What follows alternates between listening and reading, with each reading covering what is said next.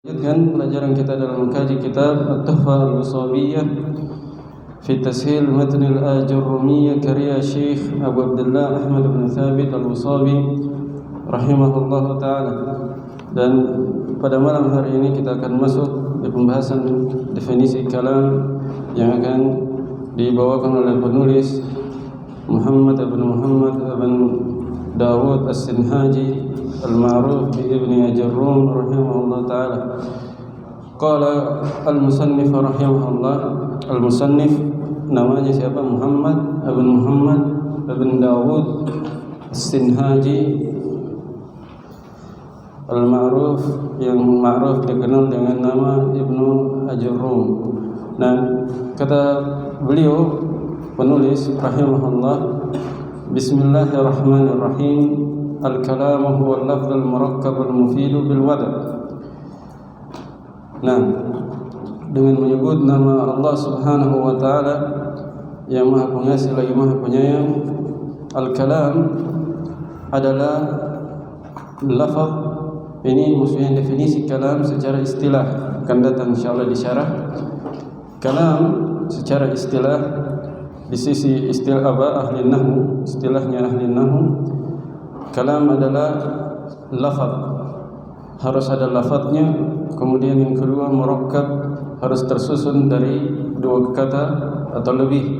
Al-mufidu, yang memberikan faedah. Bil-wada'. Nah, ini ada dua penafsiran. Yang pertama, bil-wada'i al-arabi, diletakkan kata-kata yang menyusun kalam itu diletakkan oleh orang Arab.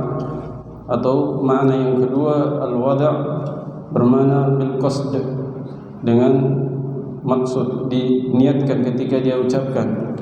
Nah, saya ulangi, kalam harus ada apanya? Lafadznya. Kedua, murakkab, tersusun dari dua kata atau lebih. Al-mufid, apa arti mufid? Memberikan faedah. Jadi kalimat kalam yang diucapkan itu memberikan faedah, dipahami oleh lawan bicara. Bil wada' maknanya ada dua tadi. Yang pertama yang ma'ruf, yaitu bil wada'il arabi, bahwa kata-kata yang menyusun kalam itu harus kata-kata Arab, kata-kata berbahasa Arab yang dibuat oleh orang Arab, bukan orang ajam. Atau yang kedua maknanya bil qasd, diucapkan dengan dimaksudkan dan diniatkan, keluar dengannya ucapan orang yang gila atau orang ngigo yang tidur, dia bicara kadang tapi dia tidak niatkan ucapannya. Tapi yang pertama itu yang ma'ruf, sebagaimana akan datang di syarah. Jadi itu makna matan ini secara umum. Insyaallah kita akan lengkapi di pembahasannya di syarah. Nah, atau sebelum itu, apa definisi kalam secara bahasa? Beliau di sini menyebutkan kalam secara apa? Istilah saja. Apa definisi kalam secara bahasa? Al-kalam secara bahasa disebutkan oleh para ulama yaitu nutqun mufham. Nutqun mufham, ucapan yang memberikan pemahaman. Nah,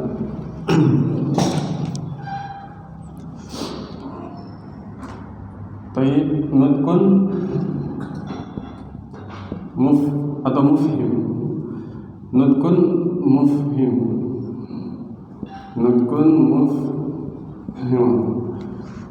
Ini secara bahasa. Kalam bermakna nutqun mufhim. Nutqun, namanya nutq itu dikatakan oleh ahli bahasa harus ada suaranya. Nataqa maksudnya takallama bisaut, harus ada suaranya. Nah, nutqun mufhim, seperti dalam firman Allah Subhanahu wa taala tentang Nabi Sulaiman, wa ulimna mantiqat tayr. Kami diajari mantik. Mantik, apa makna mantik? Itu bahasa burung. Di mana burung itu memiliki suara. itulah yang merupakan itulah yang disebut dengan bahasa burung, suara yang dia kicaukan ketika berada di luar sana. Nah, jelas ya. Intinya di sini bahwa kalam secara bahasa nutkun mufhim, ucapan yang memberikan pemahaman, dan nutq itu ada suara. Ini membantah definisi yang disebutkan penulis At-Tuhfah As-Saniyah, siapa? Muhammad Muhyiddin Abdul Hamid. Dia katakan bahwa kalam itu secara bahasa yang penting dipahami, sehingga masuk di dalamnya isyarat dan tulisan. Tulisan kata beliau kalam, isyarat juga kata beliau kalam. Nah, ini sebenarnya definisi yang disusupi pemahaman Asy'ariyah untuk menegaskan, mereka sebutkan hal itu untuk menegaskan bahwa kalam Allah itu nafsani, kalam Allah itu nafsi. Maksudnya Allah berbicara dalam dirinya, tidak ada hurufnya, tidak ada suaranya. Ini madhab Asy'ariyah, bahwa kalam Allah itu ketika Allah berbicara tidak ada tidak ada suaranya, tidak ada hurufnya. Ketika beliau katakan bahwa kalam itu yang penting dipahami, biar tidak ada hurufnya, seperti isyarat katanya. Isyarat itu kalam juga katanya, suruh berdiri, tidak ada hurufnya, tidak ada suaranya, berarti dia kalam juga. Kenapa? Karena dipahami katanya. Sehingga hal ini sejalan dengan pendapat mereka dalam masalah kalam Allah, bahwa kalam Allah itu tidak ada suaranya, tidak ada hurufnya, tapi ucapan dalam diri Allah. Adapun Al-Quran itu yang sampai kepada kita itu lafaz-lafaznya hanya makhluk ditakbir oleh Jibril atau Nabi Muhammad dari diri Allah Subhanahu wa taala, atau mereka katakan Allah menciptakan makhluk yang namanya suara. Jadi ada makhluk dia berbicara, makhluk bernama kalam, dia berbicara menghasilkan suara dan huruf di udara sana. Allah ciptakan makhluk di udara sana namanya kalam. Kalam ini akan mengeluarkan suara dan huruf. Jadi intinya mereka mengingkari kalam Allah itu ada hurufnya, ada suaranya. Adapun huruf yang sampai kepada kita itu bukanlah dari Allah Subhanahu wa taala, melainkan adalah makhluk yang Allah ciptakan secara tersendiri, atau mereka katakan itu adalah yang ditakbir oleh Jibril dari dalam diri Allah. Paham ya? Definisi yang selamatnya secara bahasa seperti yang kita sebutkan, yang disebutkan oleh para ulama kita, bahwa kalam bermakna nutkun mufhim, ucapan yang memberikan pemahaman, dan kata natoko itu harus disertai dengan suara. Nah, jelas ya. Kemudian kalau syarih siapa yang baca? Tafadhal. Bismillahirrahmanirrahim. Qala syarih al-muallif As-Sinhaji. Nah, syarih muallif Sinhaji, penulis matan. Kalau syarih siapa? Ahmad bin Thabit Al-Usawi.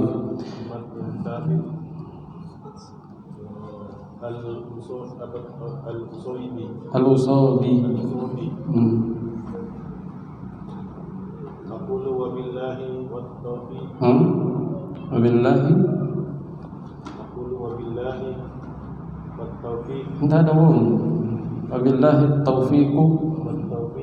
Tidak ada waw. Wabillahi.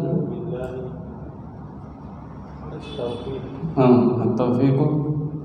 Nah, terus Bada al-musannifu rahimahullahu bil basmalati ala qawli yannaha min kalamihi ibtidaan bil kitabil azizi Terus ta'asiyan ta'assiyan. wa ta'asiyan bin nabi sallallahu alaihi wasallam fi mukatabatihi wa murasalatihi summa sanna bita'rifihi al-kalami Bita'rifil kalami liannahu al-muqsadu al-muqsadu al-maf'ul al-maqsudu bizati bihi yaqahu at-tafahum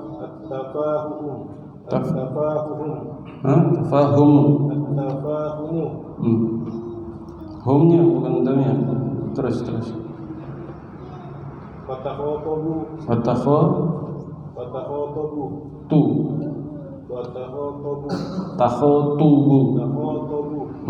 tu itu maton watakhatubu ya wal kalamu inda an-nahwiyina huwa ma ijtama'a fihi arba'atu umurin al-awwalu an yakuna lafdhan as-sani an yakuna murakkaban as-salisu an yakuna mufidan ar-rabi'u an yakuna mawdu'an terus ay bil wad'i ar-rabi al-arabi. Nah, sampai situ terjemah.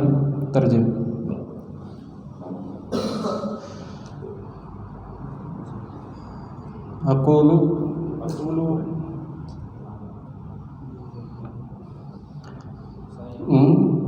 untuk persiapan terjemahannya. Ya, siapa yang terjemah?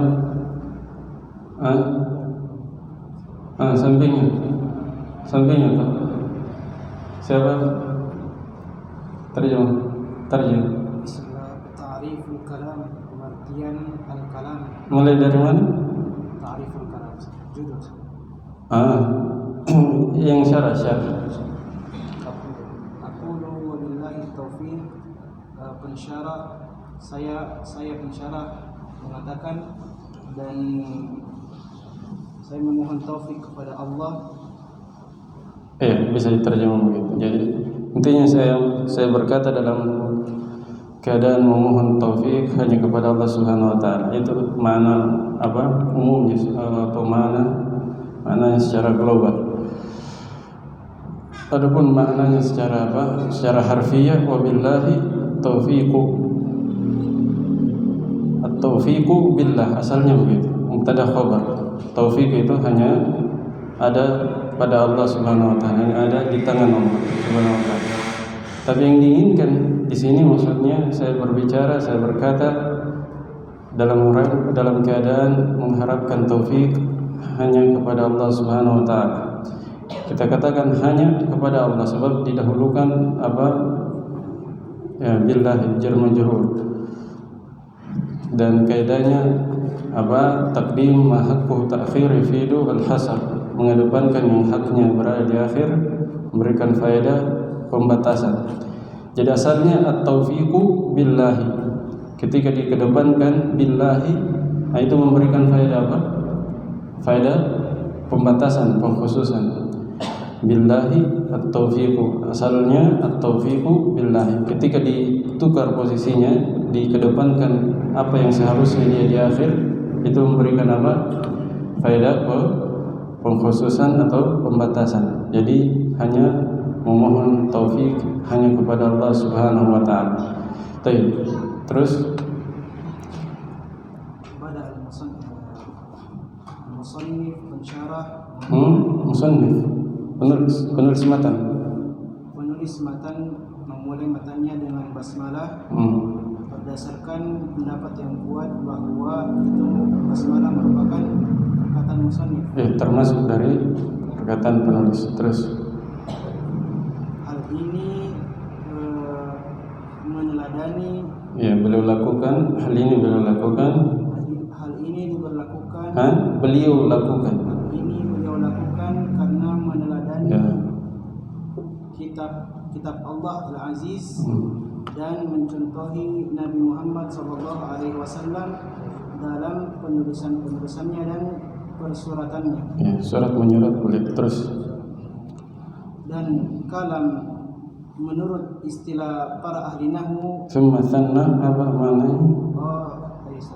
Kemudian beliau melanjutkan yang kedua dengan menjelaskan pengertian al-kalam karena paham ya, sanna beliau melanjutkan yang kedua, maksudnya menempatkan di posisi kedua setelah beliau menyebutkan basmalah. Ini pertama, ya kan? Basmalah pertama. Kedua, setelah beliau menyebutkan basmalah langsung menyebutkan apa? Definisi al-kalam. Jadi menempatkan pada urutan kedua penyebutan definisi al-kalam. Terus karena itulah yang dimaksudkan secara zatnya. Maksudnya liannahu karena dialah itu al-kalam. Terus karena al-kalam itulah yang dimaksudkan secara zatnya sehingga baru dapat terjadi pemahaman atau sebab dengannya lah, dengan al-kalam lah. Sebab dengan al-kalam lah dapat terjadi pemahaman atau pembicaraan. Saling memahami dan saling berbicara satu sama lain. Jadi kenapa beliau definisikan al-kalam? Kenapa bukan langsung membahas mabni, mu'rab atau tanda-tanda i'rab atau mendefinisikan kalimat dulu? Kenapa langsung al-kalam? Kata beliau alasannya kenapa disebutkan definisi al-kalam? Karena liannahu al-maqsudu bidzat. Karena kalam inilah yang dimaksudkan pada zatnya. Maksudnya pada zat pembahasan bahasa Arab itu yang dimaksudkan adalah kalam. Adalah apa? Kalam. Bukan apa? Kalimah, bukan kalimah. Yang dimaksudkan dalam pembicaraan bahasa Arab atau dalam bahasa Arab itu adalah kalam, bukan kalimah atau yang selainnya. Kenapa? Idbihi yaqau tafahum wa takhatub. Sebab dengan kalamlah akan terjadi saling memahami antara satu dengan yang lainnya dan saling berbicara antara satu dengan yang lainnya. Seorang berbicara atau orang Arab misalnya berbicara, apakah mereka berbicara pakai kalimat atau pakai kalam? Pakai kalam. Mereka tidak berbicara pakai kalimat, melainkan pakai kalam. Kalam itu kalimat-kalimat yang sudah tersusun, terangkai. Mereka tidak berbicara dengan kalimat. Karena itu Ibnu Taimiyah rahimahullah ketika membantah orang-orang yang mengatakan ada majaz dalam bahasa Arab, beliau katakan yang benarnya tidak ada majaz. Karena orang Arab itu berbicara dengan kalam. Kalam maksudnya satu konteks yang dimana konteks tersebut akan membedakan satu makna kalimat. Misalnya asad singa. Singa. Kalau kita katakan asad dalam sebuah kalimat satu kalimat saja mufrad, itu kadang dia bermakna asad, kadang bermakna orang juga, orang yang pemberani. Tapi kalau dalam konteks kalam kalimat sempurna itu tidak ada namanya majaz. Kenapa? Karena dalam kalimat sempurna pasti terbedakan antara mana singa dan mana orang yang pemberani. Dari sisi mana dibedakan? Dari sisi indikasi dalam konteks kalimat. Ketika dikatakan ra'aitu al-asada yaktubu, saya melihat singa berkhutbah. Perhatikan, kalau saya bilang saya melihat singa berkhutbah, apa yang terbetik pertama kali di kepala antum? Singa atau orang? Orang yang pemberani. Sehingga kata Ibnu Taimiyah tidak ada itu majaz. orang yang mengatakan majaz, ada majaz dalam Al-Quran, sebenarnya singa di sini asalnya bermana singa, tapi apa? Dia majaz, menjadi bermana orang. Kata Ibnu Taimiyah tidak ada majaz di sini. Pertama kali kita dengar langsung dipahami bukan singa, melainkan apa? Orang pemberani. Beda dengan mufradat, satu kata. Ketika kita katakan al-asad, di sini apa? Sebelum tersusun menjadi kalam, al-asad, singa.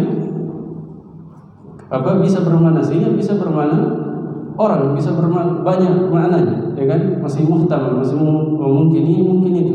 Tapi kalau dalam konteks kalimat sempurna itu tidak ada lagi apa?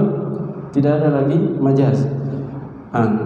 Jadi kata beliau, dengan kalamlah akan terjadi saling memahami satu yang lain. Kalau tidak tersusun, ketika misalnya kita bilang dhahaba Muhammadun ila suq, kita bilang dhahaba saja, tidak akan dipahami. Satu kata kan, kalimat. Paham? Bisa bedakan kalimat, kalam, Kalimah apa kalimah? Kalimah kata, satu kata tunggal. Kalimah apa? Kata tunggal. Seperti Muhammad misalnya. Kata tunggal. Kalam apa kalam? Kalam kalimat sempurna. Dhahaba Muhammad misalnya. Dhahaba Muhammad. Ini kalimat sempurna. Ini kalimah. Atau bisa dibaca kalimah, kalma sama kilma. Kalau kalim, ini supaya lengkap kita sempurnakan ya. Kalau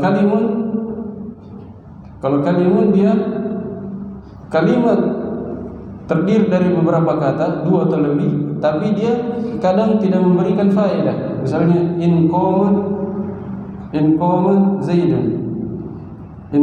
Zaidun. Apabila Zaid berdiri, ini namanya kalim, tapi bukan kalam. Karena kalam nanti akan datang, dia harus memberikan faedah.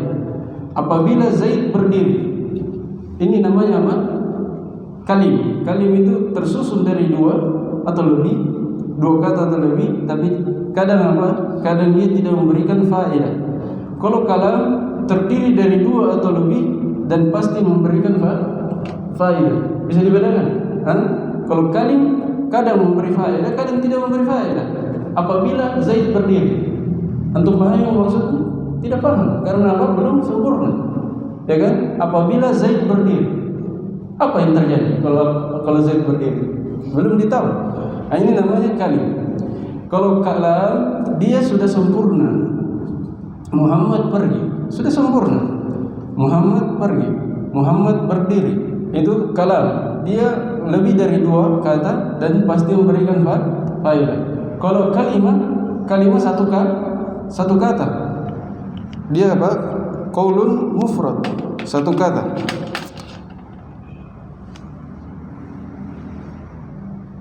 Baik, ketika kita bilang dhahaba, satu kata. Antum paham?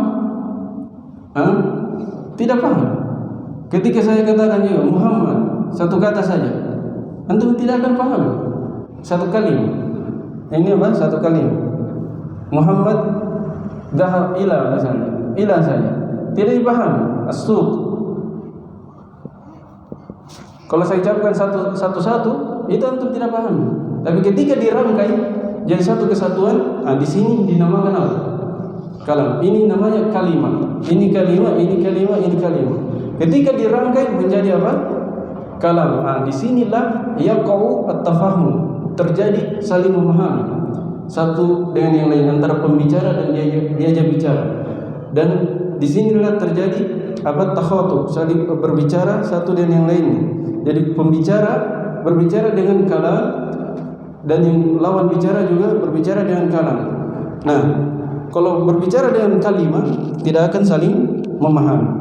Jadi itu alasan kenapa penulis rahimahullah memulai kitab Nahwu ini dengan definisi al-kalam, bukan dengan definisi al-kalimah atau selainnya. Karena kata beliau, karena kalam itulah yang dimaksudkan pada zatnya, dan dengan kalamlah akan terjadi tafahum, saling memahami satu dengan yang lainnya, dan tafatub, terjadi pembicaraan satu dengan yang lain. Jelas ya? Nah, taib. Kemudian wal kalamu, Kemudian al-kalam menurut istilah para ahli nahwu ialah hal yang meliputi suatu hal yang meliputi empat hal, empat perkara. empat perkara. Perkara yang pertama, ia berupa lafaz. Yang kedua, ia terangkai, murakkab. Kemudian yang ketiga, ia memiliki, dapat memberikan faedah. Nah, Kemudian yang keempat, dia itu memiliki isi. nah, Maksudnya dalam konteks bahasa Arab. taib. Ayakuna mawdu'an, diletakkan, maksudnya diletakkan oleh orang Arab. Nah, maksudnya kosakata yang dipakai itu dibuat oleh orang Arab, bukan orang Ajam. Taib. Jadi kata beliau, wal kalam 'inda an-nahwiyin, kalam menurut ahli nahwu adalah, ini maksudnya secara istilah ya. Kalam secara istilah, secara bahasa tadi sudah kita terangkan. Kalam secara istilah adalah majtama'a fihi arba'atu umurin, apa yang terkumpul padanya empat perkara. Jadi terkumpul pada kalam itu empat perkara. Kalau tidak terkumpul empat perkara ini, tidak dinamakan apa? Kalam. Harus terkumpul padanya empat perkara, atau dengan kata lain, kalam itu harus meliputi empat hal. Harus meliputi empat hal. Yang pertama, al-amrul awwalu ayakuna lafzan. Hendaknya kalam itu berupa lafaz. Harus ada lafaznya. Nanti akan diterangkan apa makna lafaz. Yang kedua, al-amru ats-tsani, perkara yang kedua, hendaknya kalam itu murakkab, harus tersusun atau terangkai dari dua kata atau lebih. Minimal berapa kata? Minimal dua kata, dua kalimat. Ats-tsalitsu, al-amru ats-tsalitsu, perkara yang ketiga, ayakuna mufidan, hendaknya kalam itu memberikan faedah bagi pendengar, bagi lawan bicara. Ar-rabi'u, yang keempat, ayakuna mawdu'an, hendaknya kalam itu, maksudnya kata-kata yang dipakai dalam kalam itu diletakkan. Maksudnya di sini kata beliau ai bil wadil arabi, yaitu diletakkan oleh orang Arab. Nah, karena kita belajar apa? Bahasa Arab, berarti harus bil wad' al-arabi. Beliau dikatakan di matan al-mufidu bil wad'i, dengan peletakan. Beliau tidak katakan bil wad' al-arabi. Kenapa beliau tidak katakan bil wad' al-arabi? Karena sudah jelas yang beliau definisikan ini apa? Kalam Arab, bukan kalam secara umum. Paham ya? Seandainya beliau definisikan kalam secara umum, maka mungkin perlu diikat, dipersyaratkan dengan kata al-arabi. Tapi ketika beliau definisikan kalam Arab, nahwu ini membahas tentang kalam Arab, maka beliau pandang tidak perlu disebutkan kata al-arabinya. Nah, sebelum kita lanjut, kita i'rab dulu apa yang telah dibaca tadi. Aqulu, siapa dari belakang? Coba, tafadhal. Aqulu isim fil harf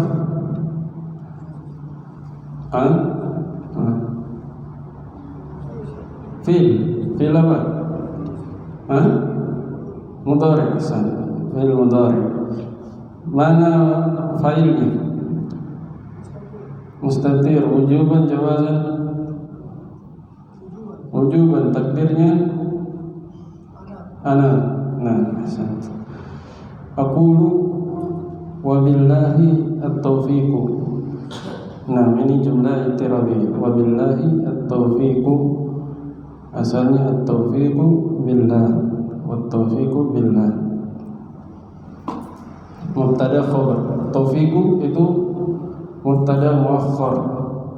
Billahi khabar muqaddam. Nah, bada'a al-musannifu. Bada'a al-musannifu. Bada'a sampingnya. Hadal Abu Musa. Bada'a fi'il apa? Fi'il apa? Madhi. Fi'il madhi. Wazan apa itu?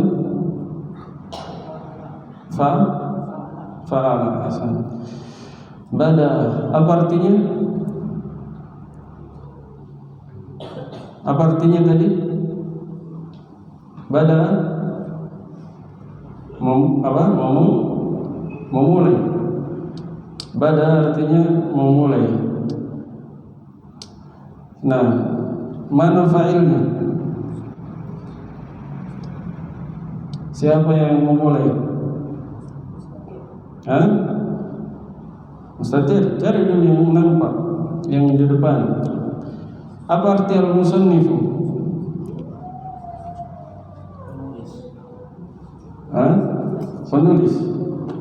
Penulis memulai. Coba atau tidak? Dia pelakunya. Coba. Berarti al-musannifu fa'ilnya. Penulis memulai. Penulis rahimahullah memulai. Nah, bil basmalati. Basmalah. Nah, coba hadal sampingnya. Bil basmalati. Apa ya basmalati? I'rabnya. Isim rafa, nasab, jar. Kenapa jar? Ada huruf jar depannya biasa. Al-basmalah. Coba Daniel. Apa sarafnya itu? Isim fa'il, maf'ul, masdar, basmalah. Basmalah dari segi saraf, pembahasan saraf. Iya, apa isim fa'il, maf'ul, masdar? Masdar dari fi'il apa fi'il madinya?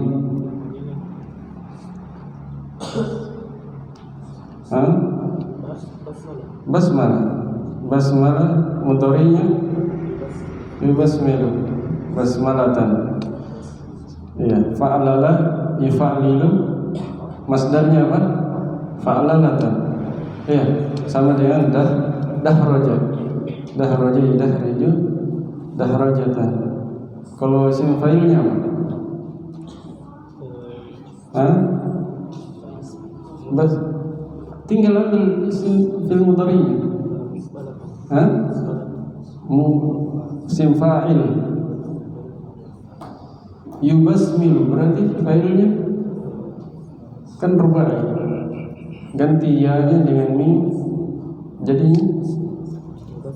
mubasmil. Mubasmil. Kalau maf'ulnya mubasmal. Taib bil basmalah alal qawli. Di belakang tahaddal. Alal qawli. Harful jar ala. Al-qawl majrur bi ala. Ahsan. Bi annaha.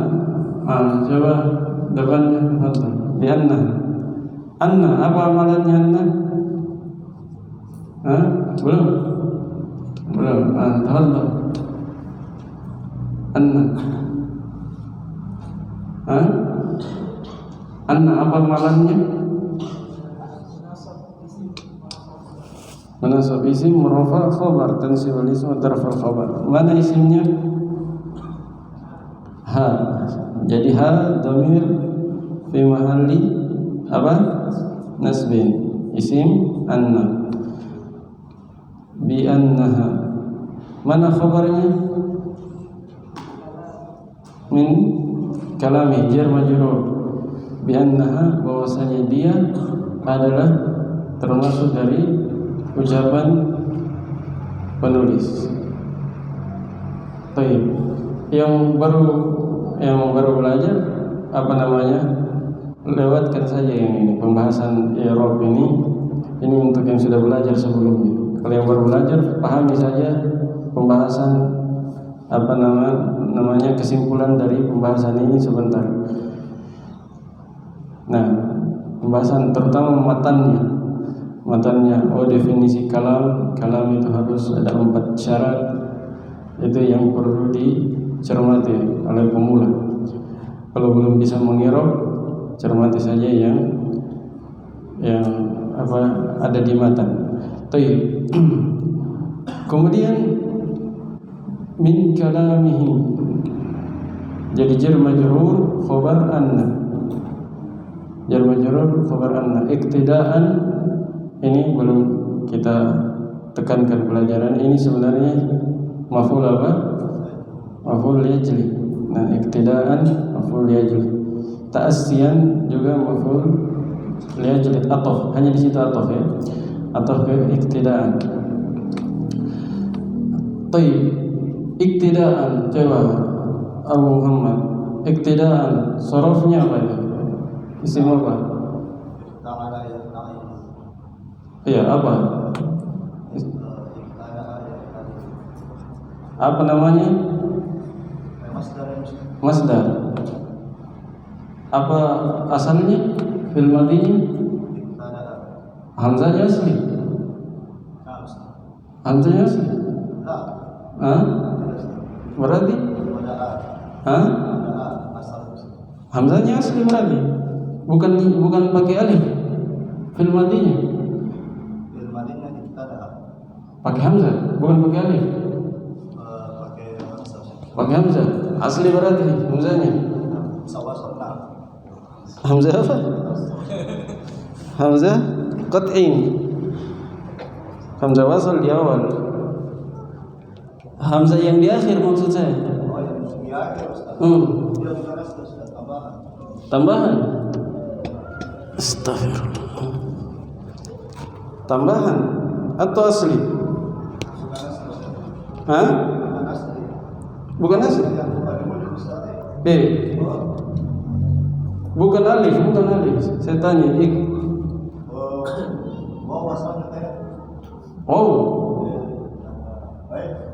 Iya, waw asalnya.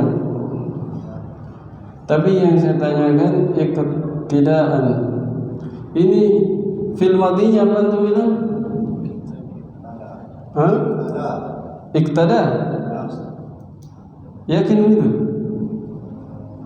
Bukan iktada. Iktada begini. Iya. Nah, wazan ifta'ala. Ya, iktada. Jelas ya? Iktada, ifta'ala. Bukan hamzah, bukan pakai hamzah ya. Hamzahnya dia ini perubahan dari apa hamzahnya? Perubahan dari alif. Asalnya atau dari ya? Iktida. Kan iktada kalau dibuat masdarnya jadi iktidaian. Ada yang berharakat sebelumnya alif tambahan dirubah jadi hamzah. Jadi intinya hamzah ini bukan asli, dia perubahan dari alif bengkok atau ya. Nah, terus huruf aslinya apa? Huruf aslinya coba. Qada. Hanya huruf aslinya, perhatikan, tulis saja. Pendek sekali, kita kayak sapi terkadang. Qada.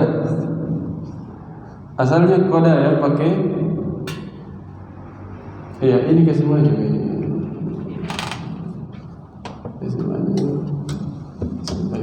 Iya.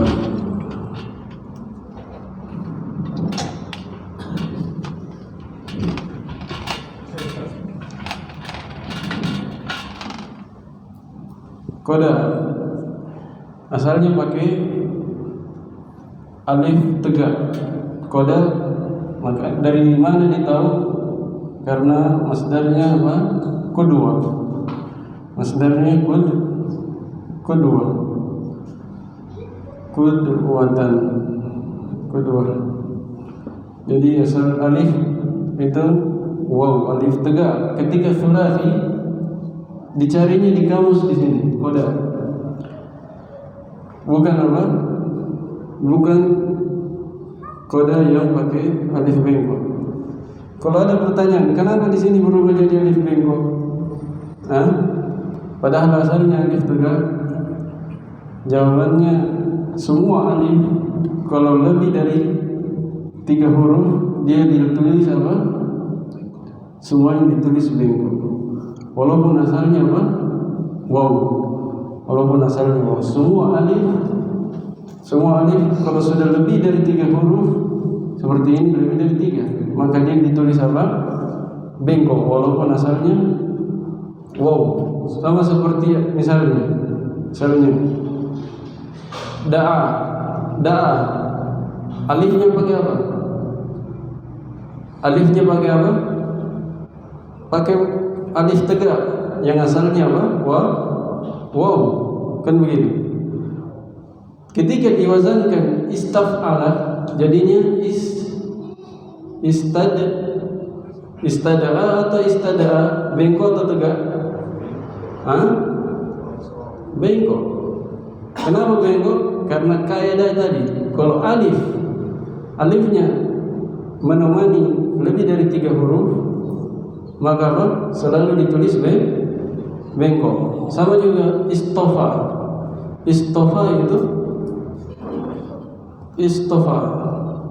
Istofa ini alifnya asalnya dari kata sofwa, pilihan, ya kan? Alifnya ini wow, tapi ketika diwazankan ke ifta'ala jadinya bengkok. Kenapa bengkok? Bukan karena alif asalnya iya, tapi karena asalnya apa? Karena apa? Karena menemani apa? Lebih dari 3 huruf. Baik, sebelum itu supaya untuk bisa pahami maksud saya,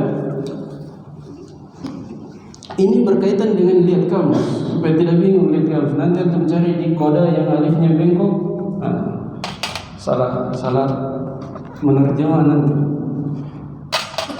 Perhatikan pentingnya belajar sharaf. Jadi kaidah asalnya, kalau asalnya alif adalah waw, maka ditulis tegak. Ya kan? Ini kalau berapa? Kalau alifnya menemani 2 huruf. Kalau alifnya, saya ulangi, kalau alifnya menemani 2 huruf, maka alifnya itu dilihat. Kalau asal alif adalah waw, maka ditulis tegak. Kalau asal alif adalah ya, maka ditulis bengkok. Ini kalau menemani berapa huruf? 2. Diingat ya, kalau menemani 2 huruf. Tapi kalau sudah menemani 3 huruf atau lebih, semuanya ditulis apa alifnya? Semuanya ditulis bengkok. Seperti ikotada.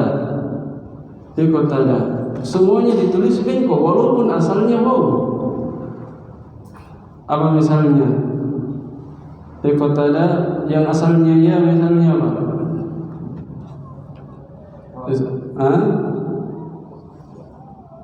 Pertama misalnya, ini kita contohkan saja.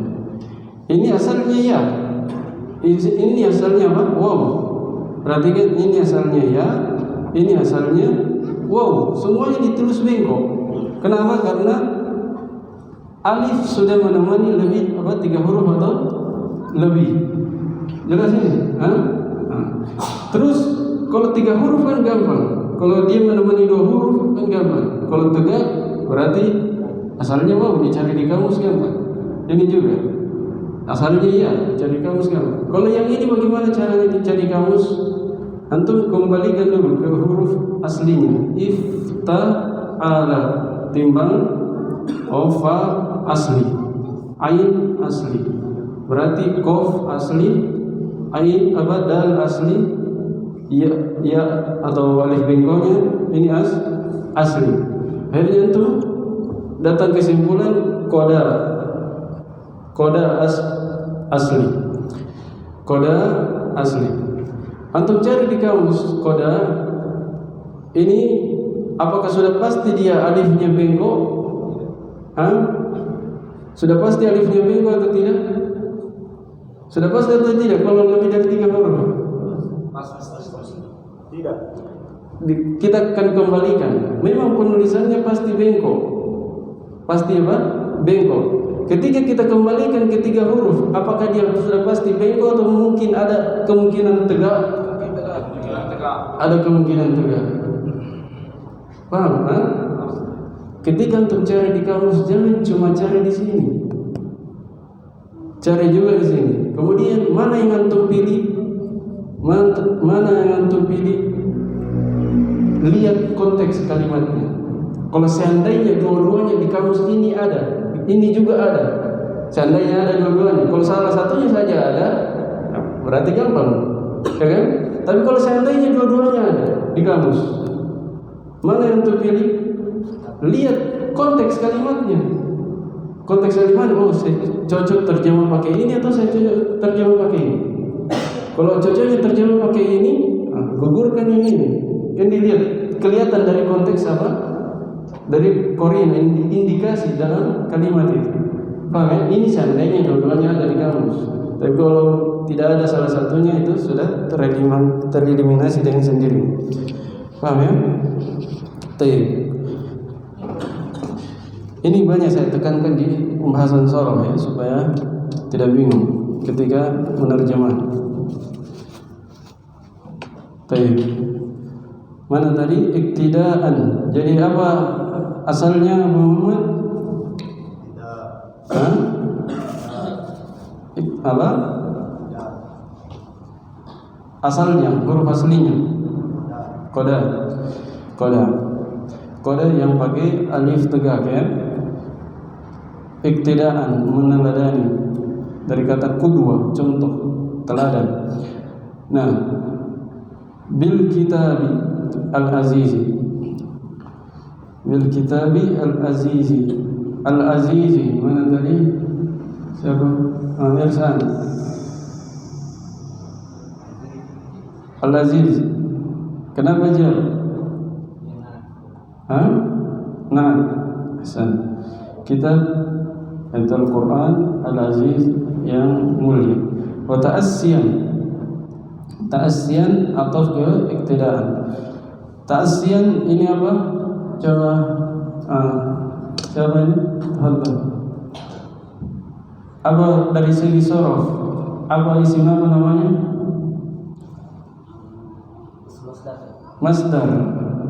Masdar ta'assiyan. Kenapa dikasrah sebelum terakhir? Kan wazan apa itu fil madinya? Fil madinya ta'assiyan. Wazan tafa'ala. Tafa'ala masdarnya apa? Kaidah membuat masdarnya. Di dhamma atau di kasrah sebelum terakhir? Sama takallama. Di dhamma atau di kasrah sebelum akhir? Masdarnya. Dhamma. Kenapa di situ di kasrah? Ta'assiyan. Kenapa bukan ta'assuyan? Masih ingat? Siapa yang ingat di kaidahnya? Di pelajaran kita sebelumnya, sorof dasar. Disesuaikan huruf ya, Hasan. Tapi apa kaidahnya? Sudah benar dari penyebabnya karena munasabah. Apa kaidahnya? Tafa'ala masdarnya ada dua. Kalau sahih lam di dhamma apa? sebelum akhir. Kalau mu'tal lam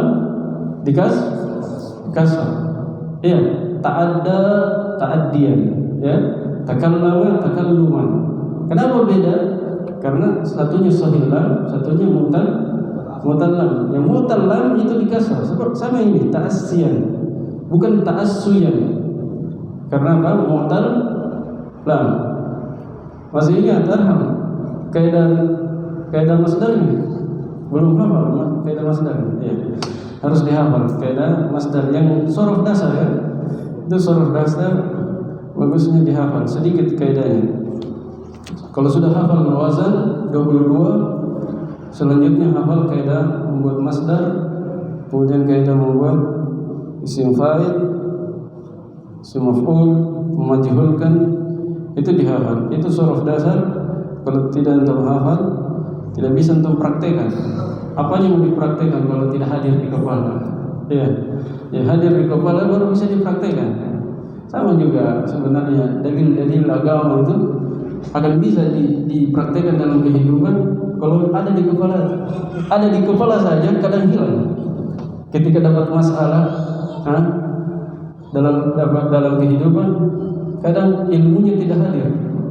Ilmunya tidak hadir. Jadi harus dihafal terus supaya ketika berhadapan dengan permasalahan yang sesungguhnya, ilmu yang kita pelajari itu hadir memberikan solusi, kan begitu. Ilmu yang kita hafal itu, kita pelajari itu hadir untuk memberikan solusi. Kalau dalam baca kitab, masalahnya adalah cara mengharokati. Kalau dalam kehidupan misalnya ketika bermuamalah dengan fulan misalnya, hadir hadis Nabi tentang muamalah ini, langsung diamalkan. Jadi begitu ilmu agama, dihafal hadis, dihafal ayat. Ketika terjadi permasalahan yang sesungguhnya dalam hidup kenyataan, langsung hadir tuntunan Nabi. Kalau terjadi permasalahan begini, caranya menghadapinya begini. Jelas ya? Kalau dalam kaidah-kaidah nahwu, kalau ada permasalahan ini dalam baca kitab, hadir kaidahnya yang sudah pelajari begini. Jelas? Baik. Mana tadi? Ta'assiyan. Ta'assiyan itu masdar dari tafa'ala. Jadi fil madinya apa? Apa tadi fil madinya? Ta'assa. Sinnya satu. Ta'assa, ya ta'assa, ta'assiyan. Ta'assa, ya ta'assa, ta'assiyan. Itu sering dilatih ya, sering latihan. Jadi caranya untuk hafal kaidahnya, hafal wazan, hafal kaidah yang di buku dasar itu sudah cukup. Habis itu untuk sering latihan. Wa ta'assiyan bin Nabi sallallahu alaihi wasallam fi mukatabatihi. Ain lagi, coba sampingnya. Mukatabatihi. Kenapa jar? Karena huruf jar. Isim apa itu? Mukatabatihi. Kalau di nahwu mufrad, mutsanna, jama'. Kalau di ilmu nahwu dibilang apa? Mufrad, mutsanna atau jama'? Mukatabat. Ujungnya apa itu? Jama' apa? Mudzakkar, muannats. Muannats. Alif dan ta. Murasalat sama. Mukatabat, murasalat, jama' muannats. Kalau dari segi sorof, isim apa itu? Mukatabat, murasalat. Sim masdar kah atau fa'il, maf'ul? Mukatabat, maf'ul. Iya, bentuknya mirip maf'ul. Mukatabat. Tapi dia masdar ya, mukatabatan, murasalatan. Wazan apa madinya? Apa madinya? Itu mukatabah, murasalah. Apa yang madinya mufa'alatan? Apa madinya mufa'alatan? Kataba. Pakai alif. Kataba. Kataba. Kataba yukatibu mukatabatan. Ya. Qatala yuqatilu muqatalatan. Rasala yurasilu murasalatan. Sering dilatih. Jelas ya? Tsumma tsanna. Jadi kata beliau, penulis memulai tulisannya dengan Bismillahirrahmanirrahim karena dua alasan. Alasan yang pertama karena mencontoh Al-Quran. Alasan kedua karena meneladani Nabi SAW. Taib. Thumma thanna bita'rifi al-kalami. Thanna, coba Fauzan, thanna, Fauzan. Apa itu dia? Fi'il apa? Fi'il atau isim? Fi'il apa? Madhi mudhari amr. Madhi. Thanna wazan fa'ala. Hasan. Bita'rifi thanna madhi fi'il madhi mabni atau murad? Mabni. Bita'rifil kalam, ta'rif. Tafadhal. Ta'rif sudah belajar sarf? Ta'rif apa ini namanya? Masdar atau maf'ul atau fa'il? Masdar. Masdar dari fi'ilnya apa? Ta'rif.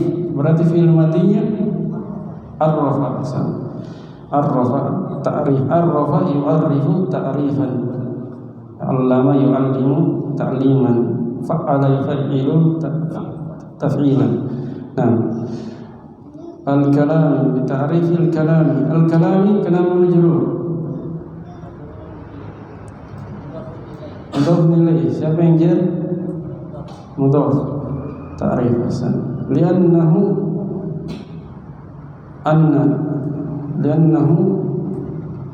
al-maqsudu. Maqsudu. Betul. Kenapa rafa? Maf'ul dia dari segi sharaf. Saya tanya, kenapa rafa? Kenapa marfu?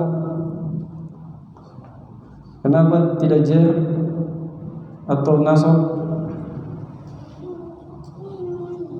Li'annahu al-maqsud. Apa amalannya?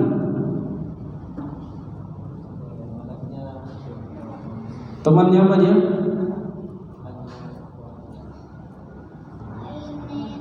Anna, temannya apa? Inna. Apa amalannya inna? Munasab isim? Khabar. Mana isimnya? Li'annahu al-maqsud. Mana isimnya?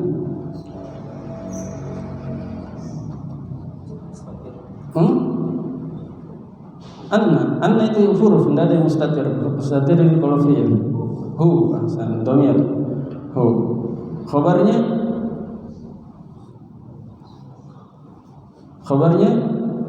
harus rafa. Berarti yang mana yang rafa? Al-maqsud. Al-maqsud khabarnya.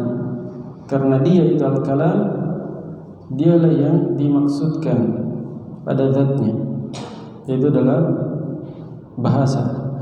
Id bihi, id ini dzarf ya, sama dengan idza. Dzarf untuk 5 madha. Kalau idza mustaqbal, kalau id yang telah lewat.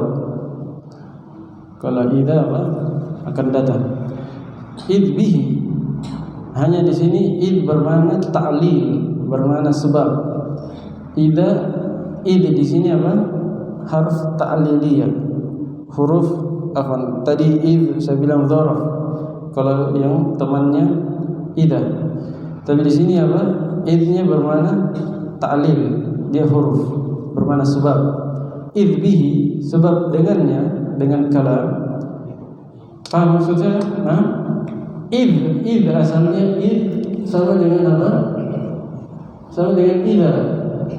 Ini asalnya bermakna dia dzarf.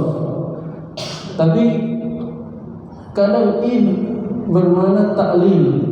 Ta'lil, dia menjadi huruf, bukan lagi isim. Kalau dzarf kan isim. Kalau dia huruf, ta'lil, ta'lil berarti huruf. Tidak ada mahalnya. Id ta'liliyah. Id bermakna sebab.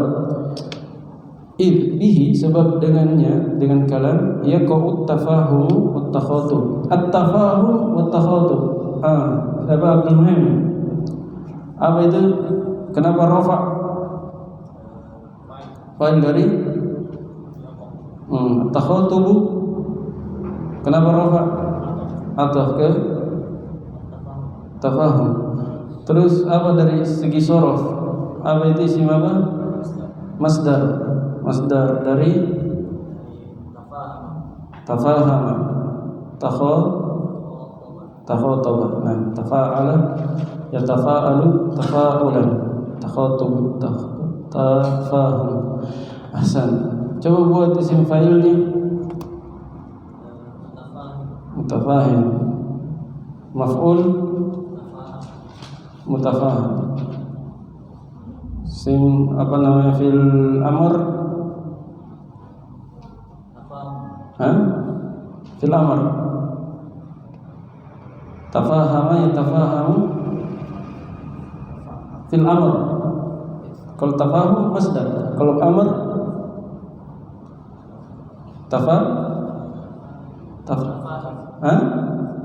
ambil dari fi'il mudhari yatafahamu, hilangkan iyanya.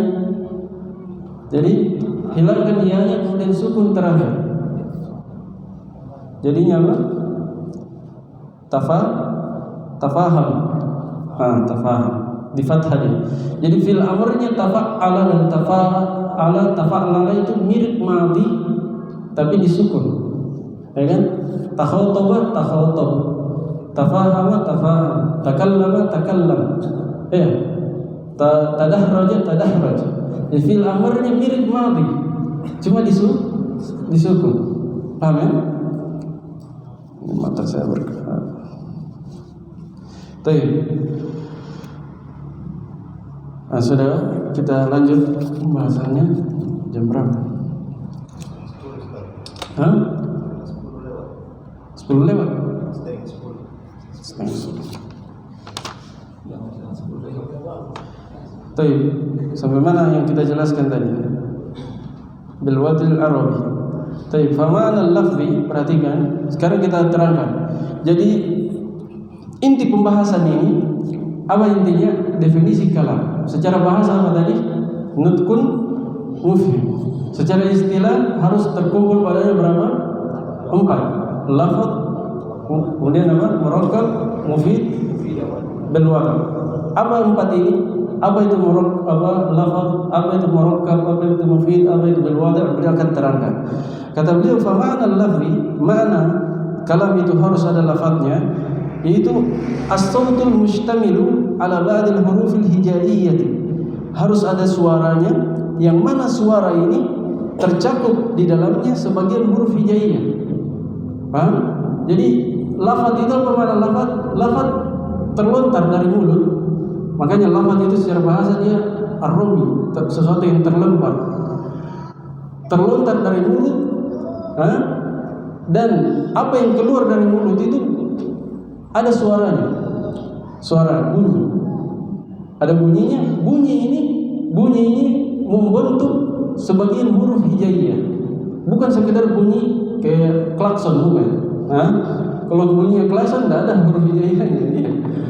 Jadi bunyinya itu membentuk sebagian huruf hijaiyah, bukan sekedar bunyi seperti bunyi benturan atau klakson, bukan. Tapi bunyinya membentuk sebagian huruf hijaiyah. Ketika saya ucapkan Zaidun, ini ada apa? Ada bunyinya, dan bunyinya itu membentuk 3 huruf hijaiyah, yaitu Zaid, Ya, dan Dal. Paham? Ini lafaz namanya. Lafaz. Jadi dia suara yang mencakup sebagian huruf hijaiyah. Allati awwaluha al-alifu wa akhiruha al-ya'u. Yang mana awal huruf hijaiyah itu adalah alif dan akhirnya adalah ya. Ma'ruf, huruf hijaiyah dimulai dari alif dan diakhiri dengan ya. Wadzalika, demikian itu contohnya adalah nahu Zaidun. Contoh lafaz adalah Zaid. Fa innahu lafzun, sesungguhnya dia Zaid itu adalah lafaz. Maksudnya ketika antum ucapkan, antum bilang Zaidun. Kalau ditulis ya tidak ada lafaznya. Ya. Tapi kalau antum ucapkan Zaidun, itu apa? Lafaz namanya. Li'annahu sautun, karena ketika antum ucapkan dia ada suaranya, dan suaranya ini mencakup sebagian huruf hijaiyah. Mencakup sebagian huruf hijaiyah, wa hiya zai wal ya'u wad dal, yaitu zai, ya dan dal. Paham ya? Itu makna lafaz. Jadi lafaz bunyi yang membentuk suara. Lafaz adalah apa? Bunyi yang membentuk huruf. Bunyi yang membentuk huruf, sebagian huruf hijaiyah. Itu kesimpulan dari lafaz. Dia adalah bunyi yang membentuk sebagian huruf hijaiyah. Jadi kalau cuma bunyi saja, bunyi benturan seperti ini, itu bukan lafaz. Dia bunyi, dan bunyinya ini membentuk sebagian apa? Huruf hijaiyah. Nah, kemudian kata beliau, fa kharaja bil lafzi al-isyaratu wal kitabatu wa nahwuhuma mimma laysa bil lafdin fala tusamma kalaman inda nuhati. Keluar dengan kata lafaz. Kan syaratnya menjadi kalam ada berapa syaratnya? Ada 4. Syarat pertama harus ada lafaznya. Berarti keluar yang tidak ada lafaznya. Seperti apa? Isyarat. Isyarat kan dipahami. Kalau begini berdiri, kalau begini turun dulu. Kalau begini keluar. Jadi dipahami. Tapi apa? Tapi tidak ada lafaznya, sehingga tidak dinamakan kalam menurut ahli nahwu. Tidak dinamakan apa? Kalam di sisi ahli nahwu. Wal kitabatu, demikian pula kitabah, tulisan seperti ini, buku ini tidak dinamakan kalam asalnya, kecuali dengan qaid. Qala atau takallama fulan fi kitabihi kada. Berkata fulan dalam kitab. Tapi kalau tidak diqaid tidak bisa. Apa kita katakan kalam ini tulisan semua? Jawabannya bukan kalam. Tapi kalau kita katakan ini kalamnya Syekh Ibnu Utsaimin di bukunya begini, boleh kita katakan seperti itu. Kalamnya Ibnu Utsaimin di dalam bukunya. Sudah paham bahwa yang dimaksud adalah tulisan, bukan kalam ucapan yang didengar. Tapi kalau antum bilang kalamnya Ibnu Utsaimin, yang paling pertama terbetik di kepala untuk dengar ucapannya langsung. Paham? Tapi kalau antum bilang kalamnya Ibnu Utsaimin di dalam kitabnya, berarti tulisannya. Karena itu tidak boleh kita katakan ini dinamakan kalam, tulisan dalam ini kalam. Tidak bisa secara apa? Mutlak. Boleh kita katakan kalam dengan qaid, bahwa kalamnya fulan di dalam bukunya, sehingga yang dimaksud dengan hal itu adalah tulisannya. Intinya al-kitabah ini, kitabah tidak dinamakan kalam karena tidak ada lafaznya secara istilah. Wa nahwuhuma, dan semisal dengan keduanya dari apa-apa yang tidak ada lafaznya, mimma laysa bilafdin fala tusamma kalaman inda nuhati, maka tidak dinamakan kalam di sisi ahli nahwu. Jelas ya? Jadi kalam itu harus ada apanya? Ada lafaznya. Apa lafaz tadi? Suara, bunyi yang membentuk sebagian huruf hijaiyah. Nah, wal ma'na al-murakkab, dan makna murakkab, apa makna murakkab? Kalam itu harus murakkab, harus terangkai, tersusun. Ma tarakkaba min kalimatain fa akthar, yaitu harus tersusun atau terangkai dari 2 kalimat, 2 kata atau lebih. Jadi kalam harus tersusun atau terangkai dari 2 kata atau apa? Lebih. Minimalnya berapa? 2 kata. Boleh lebih, lebihnya itu terserah. Tidak ada ujungnya. Tapi minimalnya 2. Nah, contoh. Safara Muhammadun. Muhammad melakukan perjalanan jauh atau bersafar. Ini safara Muhammadun ini dinamakan apa? Murakkab, tersusun atau terangkai dari berapa kata itu? 2 kata. Nah, wal ilmu khairul tijaratin. Ilmu adalah sebaik-baik perniagaan. Di sini berapa kata terangkai? 3 kata. 3 kata. Jadi minimal 2 kata, boleh lebih. Fal mithalul awwal, contoh yang pertama, maksudnya yang tersusun dari 2 kata. yaitu safara Muhammadun. Mana contoh yang pertama tadi? Safara Muhammadun. Sekarang beliau akan terangkan. Al-mithalul awal, contoh yang pertama yaitu safara Muhammadun lafdzun murakkabun min kalimatain. Dia adalah lafaz murakkab tersusun dari beberapa kata? Dua kata. Al-ula, kata yang pertama safara, wa thaniyatu, kata yang kedua Muhammadun. Wal mithalul tsani, contoh yang kedua. Apa contoh yang kedua tadi? Al-ilmu khairu tijaratin. Lafdzun murakkabun min thalathi kalimatin. Dia adalah lafaz yang tersusun dari tiga kata. Al-ula, kata yang pertama al-ilmu, wa thaniyatu khairu. Kata yang kedua khairu, wa thalithatu tijaratin. Kata yang ketiga adalah tijarah. Paham ya? Ini mudah. Fa kharaja bil murakkab. Sekarang kan kalam itu harus apa? Perhatikan, kalam harus murakkab, terdiri dari dua kata atau lebih. Dua kata atau lebih. Berarti keluar dengannya apa? Yang cuma satu kata. Nah, kata beliau fa kharaja bil murakkabi al mufrad. Keluar yang dengan kata murakkab, keluar dengannya apa? Mufrad, yang cuma satu kata tunggal. Mufrad kan apa? Kata tunggal ya, satu kata. Nah, contoh Zaidin. Kalau antum bilang Zaid, nah ini mufrad namanya, bukan murakkab, sehingga tidak dinamakan apa? Kalam, melainkan dinamakan apa dia? Kalimah. Ya, dinamakan kalimah, bukan kalam. Fala yuqalu lahu kalamun inda nuhati, maka tidak dinamakan kalam di sisi ahli nahwu. Ketiga, wa ma'nal mufidi, kalam harus mufid. Jadi harus ada lafadznya, harus murakkab. Ketiga harus apa? Mufid. Apa makna mufid? Kata beliau, ma afada faidatan tammatan yahsunu sukutul mutakallimi 'alaiha. Harus mufid, maksudnya memberikan faedah sempurna.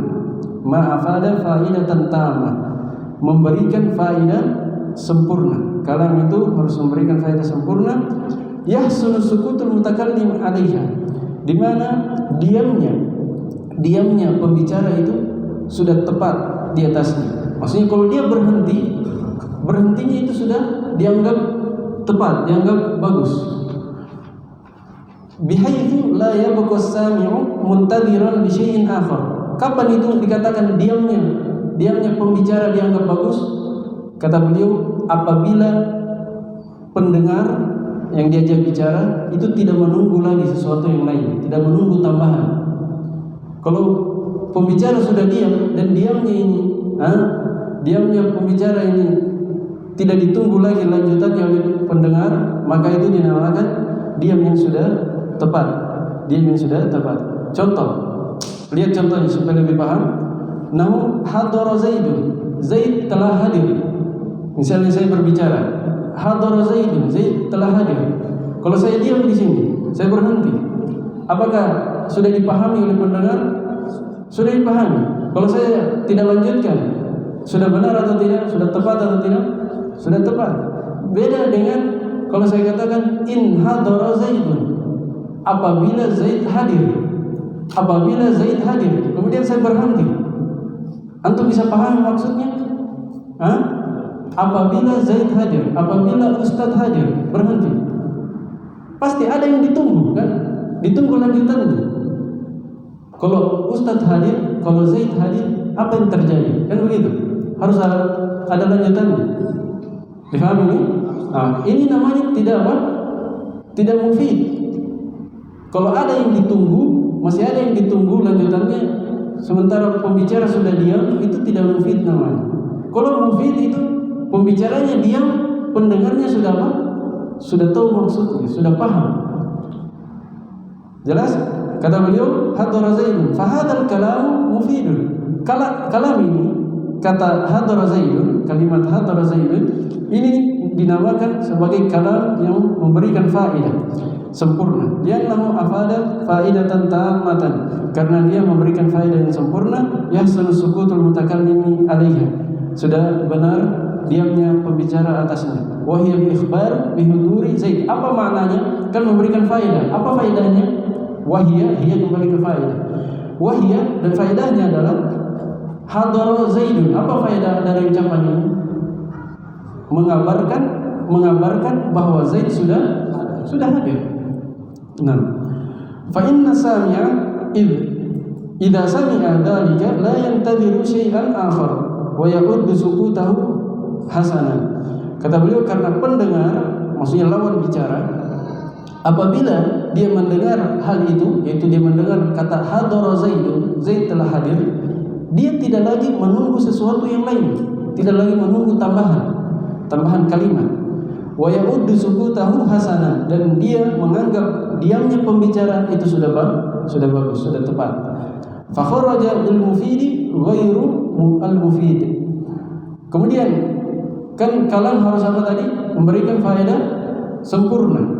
Kalau tidak ada faedahnya atau faedahnya tidak sempurna, maka tidak dinamakan apa? Kalam. Karena itu beliau katakan keluar dengan al-mufid yang tidak mufid. Apa yang tidak mufid? Ka Abdillahi wa Zaid wa in qama Zaidun. Perhatikan. Abdullah. Ini apa? Dia murakkab. Dia apa? Murakkab. Ada lafadznya, ada apa? Murakkab, dan hanya saja apa di sini? Tidak mufid. Kalau antum bilang Abdullah, apa yang terjadi dengan Abdullah? Tidak. Tiba-tiba antum bilang Abdullah kemudian berhenti. Kenapa? Tidak ada faedahnya, tidak mufid. Orang yang mendengar tidak paham. Wa Zaid, begitu pula Zaid. Zaid ini sudah melanggar dua syarat ya. Karena dia apa? Tidak murakkab. Iya, dia mufrad. Kemudian juga tidak memberikan faedah. Tidak memberikan faedah. Nah, ketika antum bilang Zaid berhenti, orang tidak akan paham apa maksud antum di balik ucapan tersebut. Nah, wa in qama Zaidun. Nah ini, wa in qama Zaid, apabila Zaid berdiri. Di sini ada lafaznya, ada apa? Murakkab tersusun dari dua kata tanwin, ya kan? Bahkan di situ 3. Kemudian mufid atau tidak? Tidak mufid. Karena namanya syarat pensyaratan itu akan sempurna kalau ada jawaban syarat. Apabila kamu datang, maka saya akan beri hadiah. Begitu. Kalau ada jawabannya akan sempurna. Apabila Zaid datang, apabila Ustadz datang, maka murid-murid diam. Nah ini baru sempurna. Tapi kalau dia berhenti, apabila Ustadz datang, selesai, tidak ada faedahnya. Tapi kalau dia lanjutkan, apabila Ustadz datang, guru datang, murid-murid pada diam, selesai. Nah ini baru mufid. Paham ya? Tapi kalau dia berhenti di kata Zaid saja, in qama Zaidun, apabila Zaid berdiri, atau apabila Zaid hadir, nah apabila Ustadz hadir, kemudian dia tidak lanjutkan, maka ini tidak mufid. Wa nahwu dzalika mimma la faidata fihi, dan semisal itu dari kata-kata yang tidak ada faedahnya. Semisal sumpah misalnya. Sumpah itu ada sumpah, ada jawaban sumpah. Kalau cuma sumpah saja, tidak ada jawabannya, tidak akan sempurna. Antum bilang wallahi, demi Allah, tidak ada lanjutannya, tidak ada paham, ya kan? Sumpah harus ada jawaban sumpah. Mubtada harus ada khabarnya, kan begitu. Fiil harus ada failnya baru sempurna. Kalau tidak ada maka tidak mufid. Nah, wa ma'na bil wad', kemudian kata beliau, wa ma'na al wad'i al arabi, mana kalam itu harus diletakkan oleh orang Arab, kata-katanya harus diletakkan oleh orang Arab, antakunal alfadhu allati natakallamu biha min al-alfadhi allati wada'atha al-arabu lidilalati ala ma'na min al-ma'ani nahu qama mathalan fa innahu lafdhun arabiyyun ja'alathu al-arabu dalan ala ma'nan wa huwa al-qiyamu fi az-zamani al-madi. ومثله زيد فإنه لفظ عربي جعلته العرب دالا على معنى وهو الذات التي وضع عليها لفظ زيد فإذا قلت قام زيد كنت قد استعملت كلاما عربيا استعملته العرب في كلامها. Nah, kata beliau, mana al-wad' al-arabi, hendaknya lafaz-lafaz yang digunakan ketika kita berbicara itu adalah lafaz-lafaz yang diletakkan oleh orang Arab untuk menunjukkan suatu makna dari mana-mana yang ada. Jadi intinya al-wad'ul arabu artinya kata-kata yang kita pakai ketika merangkai kalimat itu harus kata-kata yang berbahasa Arab. Kosakatanya itu kosakata Arab, mufradatnya mufradat Arab, bukan mufradat dari ajam, dari bahasa asing. Itu intinya. Nah, contoh koma misalnya. Fa innahu maksudnya dia lafaz Arabi berbahasa Arab. Dijadikan oleh orang Arab untuk menunjukkan atas makna, sebuah makna. Apa makna koma? Wa huwal qiyamu fi zamanil madhi. Yaitu berdiri di waktu yang telah lampau. Koma kan fil apa? Koma fil madhi berarti artinya apa? Telah berdiri di waktu yang lampau, yang sebelum pembicaraan itu terjadi. Wa mithluhu, dan yang semisalnya Zaid ini juga apa? Fa innahu lafdzun arabiyyun. Dia lafaz berbahasa Arab juga. Ja'alathul arabu, dijadikan oleh orang Arab untuk menunjukkan sebuah makna. Apa makna Zaid? Makna Zaid adalah zat atau orang. Zat maksudnya orangnya, orang yang diberi nama dengan zat, lafaz Zaid. Nah, paham ya? Jadi Zaid maksudnya zat yang diberi nama Zaid, itu orang yang diberi nama Zaid. Fa idza qulta qama Zaidun, apabila engkau berkata dalam bentuk kalamnya qama Zaid berdiri. Kunta berarti engkau telah menggunakan kalam Arabiyyah yang berbahasa Arab, yang telah istamalatul Arabu fi kalamiha, yang digunakan oleh orang Arab pada ucapan mereka. Nah, istamalathu pakai tak tanis karena al-Arabu itu nama bangsa itu dihukumi perempuan. Nama apa? Nama suku, nama bangsa itu dihukumi perempuan. Fakharaja bil wadil arabi. Sekarang kan syaratnya harus diletakkan, kata-katanya harus diletakkan orang Arab. Berarti keluar dengannya apa? Kalamul ajam. Ucapannya orang ajam. Apa ajam? Selain Arab. Arab itu apa? Arab keturunannya siapa? Keturunannya Ismail. Iya, keturunannya Ismail. Dan suku apa? Jurhum. Nah, ada di Sirah ada Arab apa? Musta'arabah dan Aribah dan Musta'aribah. Arab asli itu dari suku Jurhum, dan Musta'aribah yaitu keturunan Ismail. Nah, dan kalau dari wilayahnya apa? Wilayah Arab Saudi, Yaman, dan Bahrain. Bahrain itu Khalij, daerah Teluk mulai dari Oman,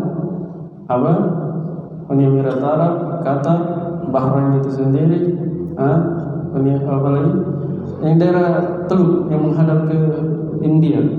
Itu namanya dulu di zaman Nabi itu semua Bahrain semua. Jadi dulu itu Arab itu 3, Hijaz, Yaman, sama Bahrain. Bahrain sekarang jadi nama negara.